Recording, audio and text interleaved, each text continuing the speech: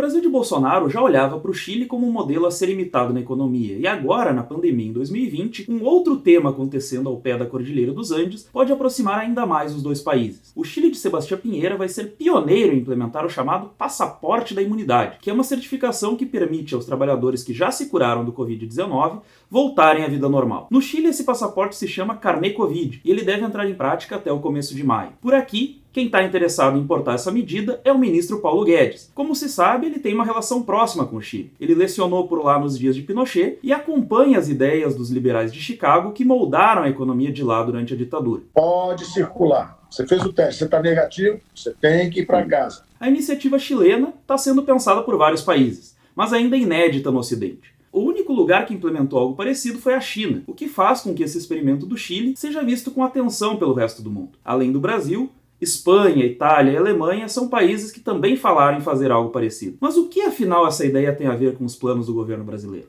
E como ela funciona?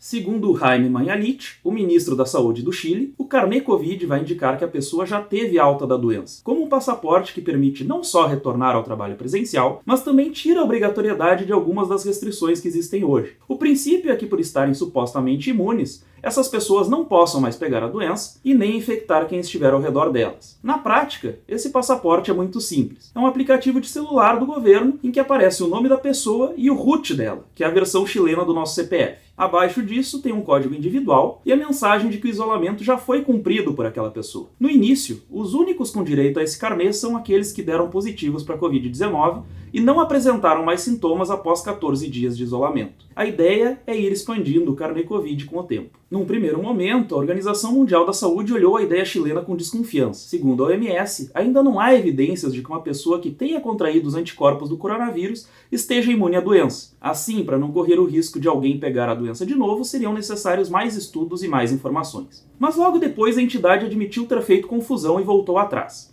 O diretor de emergências da OMS, o Michael Ryan, pediu desculpas, dizendo que se referia aos exames de anticorpos, e não à chamada alta clínica, que é quando um paciente estaria de fato imune à nova enfermidade. Ele até comentou que esta etapa, que é a adotada pelo Chile, está sim em conformidade com as normativas da organização. A OMS também tem confiança no Chile, que é um país que está testando muito e mantendo uma taxa de letalidade bastante baixa, de menos de 1,5% dos infectados. É uma situação bem diferente aqui do Brasil, em que essa taxa está quase em 6,5% e nós não temos feito muitos testes. Mas mesmo com a bênção da OMS, essa medida não é unânime entre os especialistas. Eles seguem estudando os limites da imunidade. Alguns estudos apontam que podem existir casos de imunidade apenas parcial, ou então que a duração dessa imunidade pode ser incerta, ou seja, voltar a viver como antes ainda é uma medida arriscada, mesmo para quem já teve a doença. E é aqui que entram os planos do Paulo Guedes, que nunca escondeu a sua admiração pelo Chile. Apesar de dizer que defende o isolamento, o ministro também afirma que preservar os sinais vitais da economia é importante. E uma ideia também endossada pelo novo ministro da Saúde, o Nelson Teich,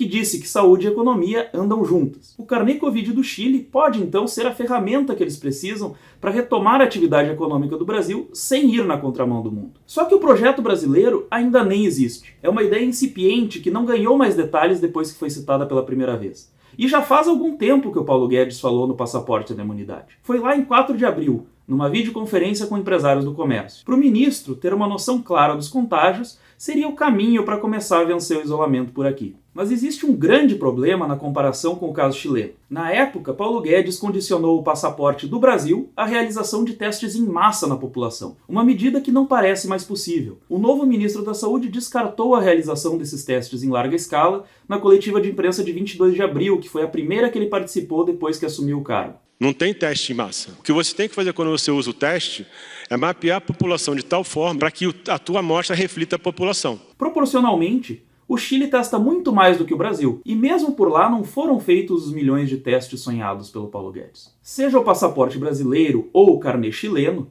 o certo é que a imunidade é a grande aposta de muitos governos para retomar as atividades. Se essa imunidade vai se confirmar ou se é apenas uma falsa sensação de segurança diante da pandemia, isso é algo que a gente ainda vai ter que descobrir, e olhar para o Chile vai ser fundamental.